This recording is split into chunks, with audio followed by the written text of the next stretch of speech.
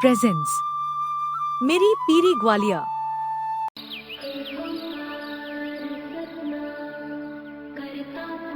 वाहेगुरु जी का खालसा, वाहेगुरु जी की फतेह। अगर आप सभी ऐतिहासिक गुरुद्वारा साहिब के दर्शन करना चाहते हैं तो आप इस चैनल को सब्सक्राइब कर लें। यह गुरुद्वारा साहिब सिखों के 9वें गुरु श्री गुरु तेग बहादुर साहिब से संबंधित है। यह गुरुद्वारा साहिब भी श्री अमृतसर साहिब जिले में आता है। दरबार साहिब जी से इस पवित्र स्थान की दूरी 7 या 8 किलोमीटर है। श्री गुरु हरगोबिंद साहिब जी ने सन 1634 में श्री अमृतसर साहिब को छोड़ दिया और श्री कीरतपुर साहिब जी को अपने धार्मिक प्रचार का केंद्र बनाया। सन 1664 में श्री गुरु तेग बहादुर साहिब जी ने श्री दरबार साहिब जी के दर्शन करने के लिए श्री अमृतसर साहिब में अपने चरण रखे। उन दिनों श्री हरिमंदिर साहिब अमृतसर पर पंचम गुरु वंशज पृथ्वीचंद के पोते हरिजी का शासन था। श्री गुरु हरगोबिंद साहिब जी के करतारपुर छोड़ने के बाद 7वें गुरु श्री गुरु हरिराय साहिब जी और 8वें गुरु श्री गुरु हरिकृष्ण साहिब जी भी कभी श्री अमृतसर साहिब नहीं आए और वहां निवास नहीं किया। आता खाली स्थान पाकर मेहरवान और उनके पुत्र हरिजी इस स्थान के गद्दीदार प्रबंधक बन गए। 22 नकली गुरुओं में से एक बकाला नगर में हरिजी भी थे।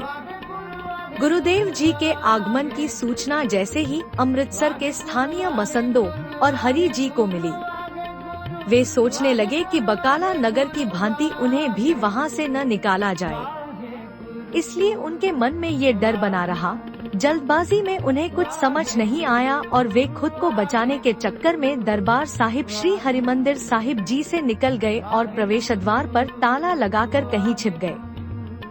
जब श्री गुरु तेग बहादुर साहिब का काफिला परिक्रमा में पहुंचा तो देखा कि दरबार साहिब का प्रवेश द्वार दर्शनी डयोढ़ी पर ताला लगा हुआ है। ऐसी स्थिति देखकर गुरुदेव आश्चर्यचकित रह गए। हरिमंदिर का द्वार, जो सबके लिए समान रूप से खुला रहता है, उसे बंद देखकर उनका हृदय दुखी हो गया। वह दृढ़ एवं शांत हृदय के स्वामी थे। उन्होंने मामले को तूल देना ठीक नहीं समझा। वे केवल दर्शन के लिए गए थे, न कि किसी स्थान पर कब्जा करने के विचार से नहीं। इस पर उन्होंने आत्मभाव से श्री हरिमंदिर साहिब की परिक्रमा की और प्रभु के चरणों का ध्यान कर प्रार्थना की और वापस लौट आए। वे कुछ दूर जाकर एक बेर के पेड़ के नीचे बैठ गए और मक्खन शाह की प्रतीक्षा करने लगे। तभी गुरुजी श्री अमृतसर नगर से निकले। आगे बढ़ते हुए वे एक गांव पहुँचे। वहां आपने एक पीपल के वृक्ष के नीचे विश्राम किया। वहां एक महिला जो आपकी भक्त थी, उसने आपको पहचान लिया और बड़े स्नेह से निवेदन किया कि हे गुरुदेव, कृपया अपने चरणों से उसका घर पवित्र करें और उसे सेवा का अवसर दें। गुरुदेव ने उनका अनुरोध स्वीकार कर लिया। उस माई ने दिल से आपकी सेवा की। तब मक्खन शाह भी आपकी खोज में वहां आ पहुंचा।